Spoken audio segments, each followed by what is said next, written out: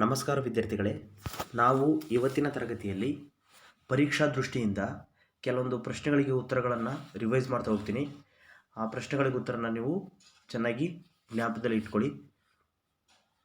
ಇಲ್ಲಿ ಮೊದಲನೇದಾಗಿ ಪಾಠ 1 ಬುದ್ಧನ ಸಲಹೆ, ನಿರುಪಮರವರು ಬರೆದಿರುವಂತಹ ಬುದ್ಧನ ಸಲಹೆ ಎನ್ನುವಂತಹ ಪಾಠದ ಬಗ್ಗೆ ಕೆಲವೊಂದು ರಿವೈಸ್ ಕ್ವಶನ್ಸ್ ತಿಳ್ಕೊಳ್ಳೋಣ.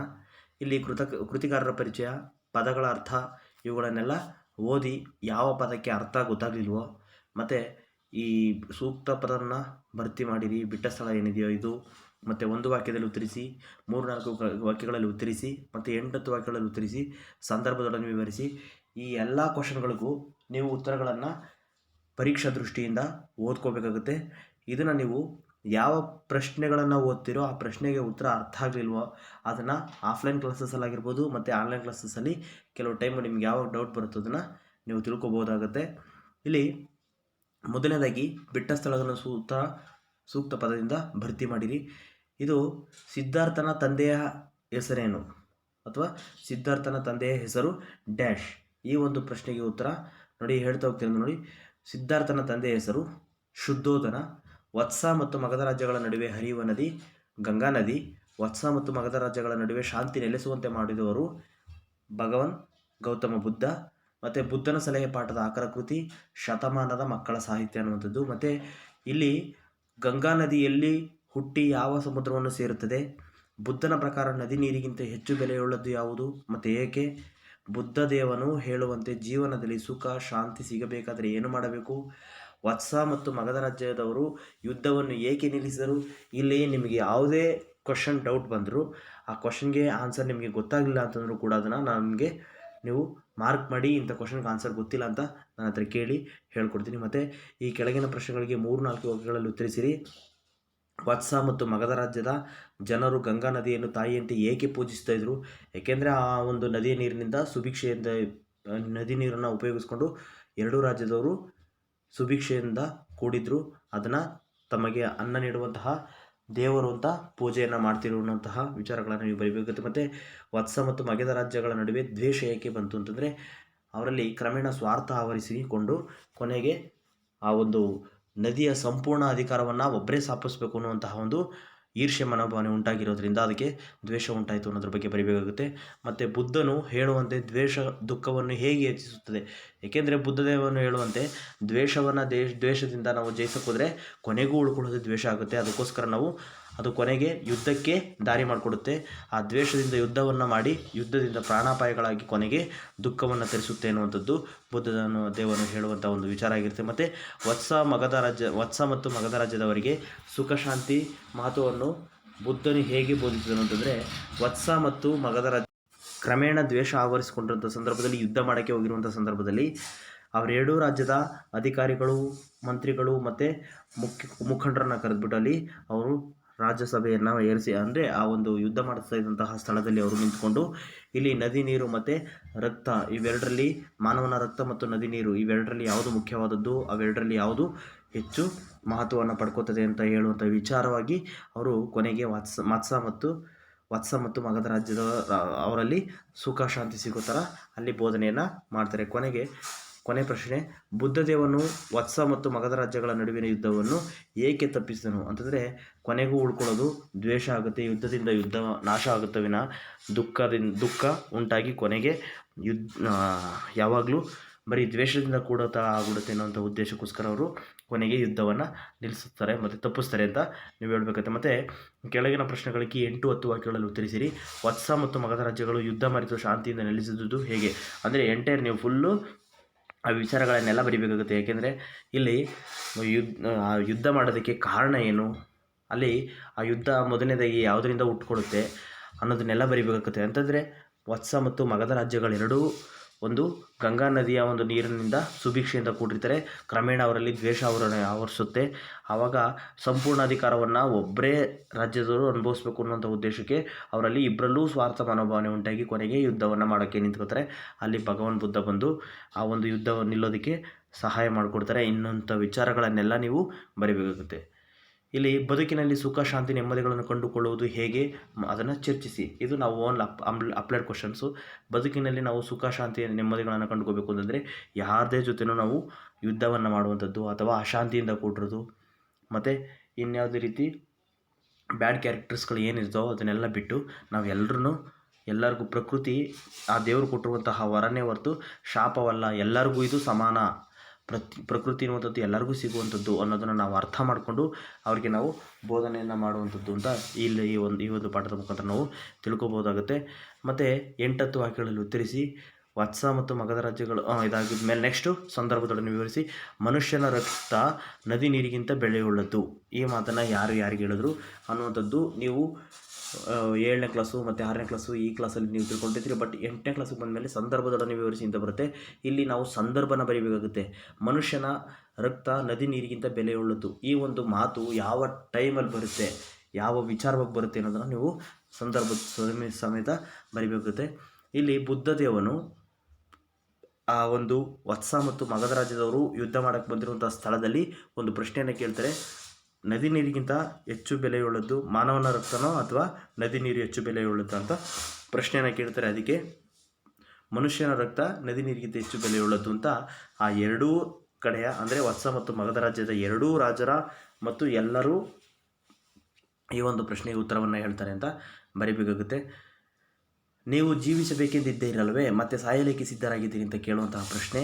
ಇದು ಕೂಡ ಭಗವಾನ್ ಬುದ್ಧರವರು ಇಲ್ಲಿ ವತ್ಸ ಮತ್ತು ಮಗಧ ರಾಜ್ಯದವರ ಹತ್ರ ಹೇಳುವಂತಹ ಒಂದು ಪ್ರಶ್ನೆಯಾಗಿರುತ್ತೆ. ಯಾಕೆಂತಂದರೆ ಇಲ್ಲಿ ಯುದ್ಧವನ್ನು ಮಾಡೋದಕ್ಕೆ ಬಂದು ನಮಗೆ ಸುಖ ಶಾಂತಿ ಸಿಗಬೇಕು, ಜೀವನಾಧಾರ ಆಗಿರುವಂತಹ ಗಂಗಾ ನದಿಯ ಉದ್ದೇಶಕ್ಕೋಸ್ಕರ ನಾವು ಯುದ್ಧ ಮಾಡ್ತಾಯಿದ್ದೀವಿ.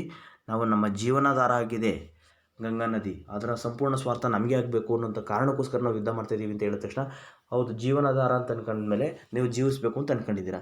ಜೀವಿಸಬೇಕು ಅಂತ ಅನ್ಕೊಂಡ್ಮೇಲೆ ನೀವು ಇವಾಗ ಯುದ್ಧ ಮಾಡಿ ಸಾಯೋದಕ್ಕೆ ಯಾಕೆ ಬಂದಿದ್ದೀರಾ ಅಂತ ಹೇಳುವಂಥ ಸಂದರ್ಭದಲ್ಲಿ ಈ ಮಾತು ಬಳಕೆಯಾಗಿದೆ ಅಂತ ನೀವು ಬರೀಬೇಕಾಗುತ್ತೆ. ಸಂದರ್ಭದಲ್ಲಿ ನೀವು ವಿವರಿಸಿ ಅಂತ ಕೇಳಿದ ತಕ್ಷಣ ಈ ಮೇಲಿನ ವಾಕ್ಯವನ್ನು ನಿರುಪಮಾರವರು ಬರೆದಿರುವ ಬುದ್ಧನ ಸಲಹೆ ಎಂಬ ಪಾಠದಿಂದ ಆರಿಸಿಕೊಳ್ಳಲಾಗಿದೆ.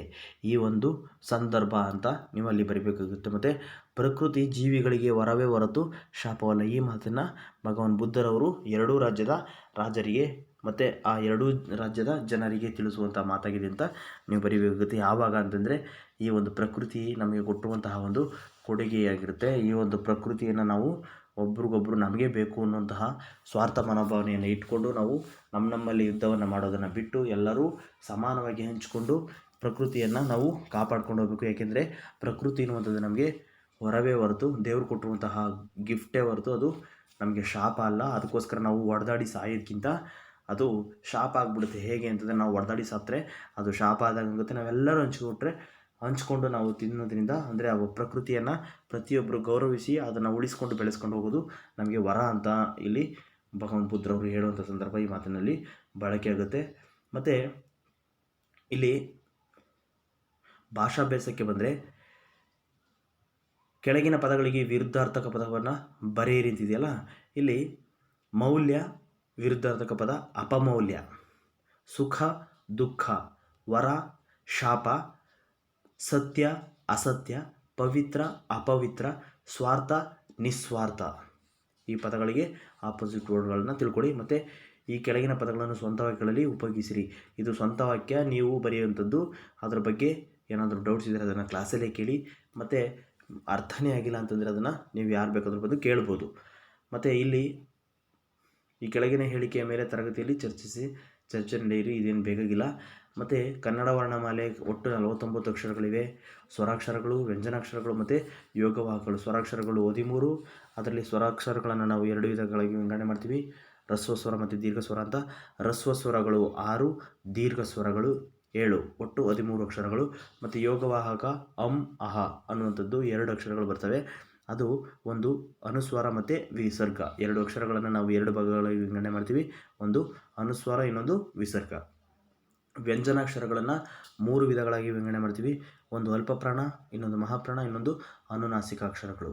ಇಲ್ಲಿ ಅಲ್ಪಪ್ರಾಣ ಅಕ್ಷರಗಳು ನೋಡಿ, ವ್ಯಂಜನಾಕ್ಷರಗಳು ಒಟ್ಟು 34 ಅಕ್ಷರಗಳಿರುತ್ತೆ. ಈ 34 ಅಕ್ಷರಗಳನ್ನೇ ನಾವು 3 ವಿಧಗಳಾಗಿ ವಿಂಗಡಣೆ 2 ವಿಧಗಳಾಗಿ ವಿಂಗಡಣೆ ಮಾಡ್ತೀವಿ, ಒಂದು ವರ್ಗೀಯ ವ್ಯಂಜನ, ಇನ್ನೊಂದು ಅವರ್ಗೀಯ ವ್ಯಂಜನ. ಇಲ್ಲಿ ವರ್ಗೀಯ ವ್ಯಂಜನಗಳನ್ನು ನಾವು 3 ವಿಧಗಳಾಗಿ ವಿಂಗಡಣೆ ಮಾಡ್ತೀವಿ, ವರ್ಗೀಯ ವ್ಯಂಜನಗಳು ಅಲ್ಪಪ್ರಾಣ, ಮಹಾಪ್ರಾಣ ಮತ್ತು ಅನುನಾಸಿಕಗಳಾಗಿರ್ತವೆ. ಈ ಪದಗಳನ್ನೆಲ್ಲ ನೀವು ಚೆನ್ನಾಗಿ ತಿಳ್ಕೊಬೇಕಾಗುತ್ತೆ.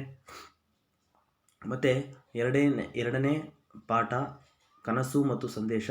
ಇದು ಡಾಕ್ಟರ್ APJ ಅಬ್ದುಲ್ ಕಲಾಂರವರು ತಮ್ಮ ಸ್ವಂತ ನಡೆದಿರುವಂತಹ ಘಟನೆಯನ್ನು ತಿಳಿಸ್ತಾ ಇದ್ದಾರೆ. ಕನಸು ಮತ್ತು ಸಂದೇಶ ಅನ್ನುವಂಥ ಒಂದು ಪಾಠದ ಮುಖಾಂತರ ನಮಗೆ ತಿಳಿಸ್ತಾ ಇದ್ದಾರೆ. ಇಲ್ಲಿ ಒಂದು ವಾಕ್ಯದಲ್ಲಿ ಉತ್ತರಿಸಿ ಏನು ಬರ್ತದನ್ನು ನೋಡ್ಕೊಳ್ಳೋಣ. ಕಲಾಂ ಅವರು ಸಾಮಾನ್ಯವಾಗಿ ನಿತ್ಯ ಎಷ್ಟು ಗಂಟೆಗೆ ಮಲಗಿ ಎಷ್ಟು ಗಂಟೆಗೆ ಏಳುತ್ತಿದ್ದರು? ಈ ಪ್ರಶ್ನೆಗೆ ಉತ್ತರ ನೀವು ಅಲ್ಲಿ ನೋಡಿ, ಅರ್ಥ ಆಗಲಿಲ್ಲ ಅಂದರೆ ಇದನ್ನು ಕ್ಲಾಸಲ್ಲಿ ಕೇಳಿ, ಅಥವಾ ಆಫ್ಲೈನ್ ಕ್ಲಾಸಸ್ಸಲ್ಲಿ ಕೇಳೋಕ್ಕಾಗಲಿಲ್ಲ, ಆನ್ಲೈನ್ ಕ್ಲಾಸಲ್ಲೇ ಕೇಳ್ತೀವಿ ಅಂತಂದರೂ ಕೂಡ ನೀವು ಇಂತಹ ಒಂದು ಪ್ರಶ್ನೆಗೆ ಉತ್ತರ ಅರ್ಥ ಆಗಿಲ್ಲ ಅಂತ ಕೇಳ್ಬೋದು. ಕಲಾಂ ಅವರು ಕನಸಿನಲ್ಲಿ ಕಂಡಂತಹ ಪ್ರದೇಶ ಯಾವುದು ಅಂತ ಕೇಳಿದ್ರೆ ನೀವು ಬರಿಬೇಕಾಗುತ್ತೆ ಮರಳುಗಾಡಿನ ಪ್ರದೇಶ ಅಂತ. ಮತ್ತು ಕಲಾಂ ಅವರು ಕನಸಿನಲ್ಲಿ ಕಂಡ 5 ಮಹಾಪುರುಷರು ಯಾರು ಅನ್ನೋದನ್ನು ಕೂಡ ಅಲ್ಲಿ ಎಕ್ಸ್ಪ್ಲೇನ್ ಮಾಡಿದ್ದೀನಿ, ನೋಡ್ಕೊಳ್ಳಿ. ಅಶೋಕನು ಪ್ರತಿಪಾದಿಸಿದಂಥ ಧರ್ಮ ಯಾವುದು? ಅಶೋಕನ ಪ್ರಕಾರ ನಿಜವಾದ ಗೆಲುವು ಯಾವುದು? ಮತ್ತು 3-4 ವಾಕ್ಯಗಳಲ್ಲಿ ಉತ್ತರಿಸಿ. 4-5 ಕ್ವಶನ್, ಒಟ್ಟು 9 ಕ್ವಶನ್ಗಳಿವೆ. ಆ 9 ಕ್ವಶನ್ಗಳಿಗೆ ಆನ್ಸರ್ನ ಓದಿ, ಆ ಕ್ವಶನ್ಗಳು ಯಾವ ಕ್ವಶನ್ಗೆ ಆನ್ಸರ್ ಅರ್ಥ ಆಗಿರೋದನ್ನು ನೀವು ಕೇಳ್ಬೋದು. ಮತ್ತು 7-8 ವಾಕ್ಯಗಳಲ್ಲಿ ಉತ್ತರಿಸಿ. 3 ಕ್ವಶನ್ಸ್ ಇದೆ, ಸಂದರ್ಭದಲ್ಲೇ 4 ಕ್ವಶನ್ಸ್ ಇದೆ. ಮತ್ತು ಅದನ್ನು ಬಿಟ್ಟರೆ ಭಾಷಾಭ್ಯಾಸಕ್ಕೆ ಬಂದರೆ ನಾವು ಇಲ್ಲಿ ವಿಷಯಗಳನ್ನ ತಿಳ್ಕೊಬೇಕಾಗುತ್ತೆ.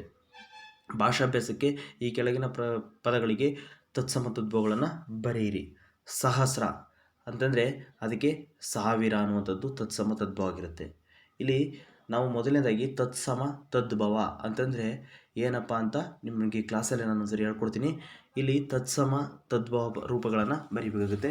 ತತ್ಸಮ ತದ್ಭವ ಇಲ್ಲಿ ಸಹಸ್ರ 1000, ದಿಟ್ಟಿ ದೃಷ್ಟಿ, ಸೃಷ್ಟಿ ಸೃಷ್ಟಿ, ಕ್ಷಣ ಚಣ, ಧರ್ಮ ದಮ್ಮ, ಪಯಣ ಪ್ರಯಾಣ, ಆಗಸ ಆಕಾಶ, ಯುದ್ಧ ಜುದ್ಧ, ಈ ರೀತಿಯಾಗಿ ನಾವು ಬರಿಬೇಕಾಗುತ್ತೆ.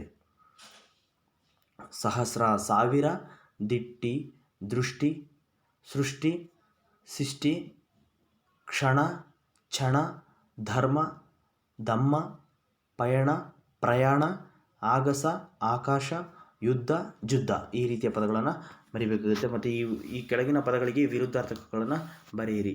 ಕೃತಜ್ಞತೆ ನೋಡಿ, ಜ್ಞ ಬರಿಬೇಕಾದ್ರೆ 2ನೇ ಘ ಬರೆದ್ಬಿಟ್ಟು ನಾವತ್ತು ಕೊಟ್ಟು ಅದಕ್ಕೆ ಆಪೋಸಿಟು ಅದೇ ಪದ ಆಗುತ್ತೆ. ಕೃತಜ್ಞತೆ.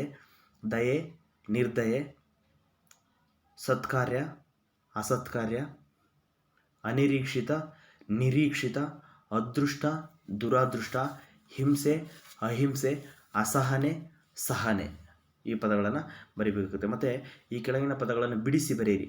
ನೆಲಕ್ಕಪ್ಪಳಿಸು, ನೆಲಕ್ಕೆ ಪ್ಲಸ್ ಅಪ್ಪಳಿಸು, ನೆಲಕ್ಕಪ್ಪಳಿಸು. ಅಂಗಾಂಗ, ಅಂಗ ಪ್ಲಸ್ ಅಂಗ, ಅಂಗ ಪ್ಲಸ್ ಅಂಗ. ದಿಗಂತ, ದಿಕ್ ಪ್ಲಸ್ ಅಂತ ದಿಗಂತ. ಅತ್ಯಂತ, ಅತಿ ಪ್ಲಸ್ ಅಂತ ಅತ್ಯಂತ. ದಿಗ್ವಿಜಯ, ದಿಕ್ ಪ್ಲಸ್ ವಿಜಯ ದಿಗ್ವಿಜಯ. ಕಳೆಗುಂದು, ಕಳೆ ಪ್ಲಸ್ ಕುಂದು ಕಳೆಗುಂದು. ಈ ರೀತಿಯಾಗಿ ನಾವು ಬಿಡಿಸಿ ಬರಿಬೇಕಾಗುತ್ತೆ.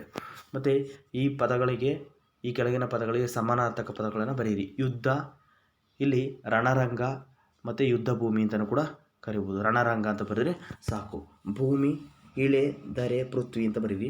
ಆರಾಧಿಸು, ಪೂಜಿಸು, ಮತ್ತು ಅದನ್ನು ದೈವ ಭಕ್ತಿಯಿಂದ ನೋಡ್ಕೊಳ್ಳುವಂಥದ್ದು. ಮತ್ತು ಯಾತನೆ, ಯೋಚನೆ ಅಥವಾ ದುಃಖ ಬರುವಂಥದ್ದು, ದುಃಖ.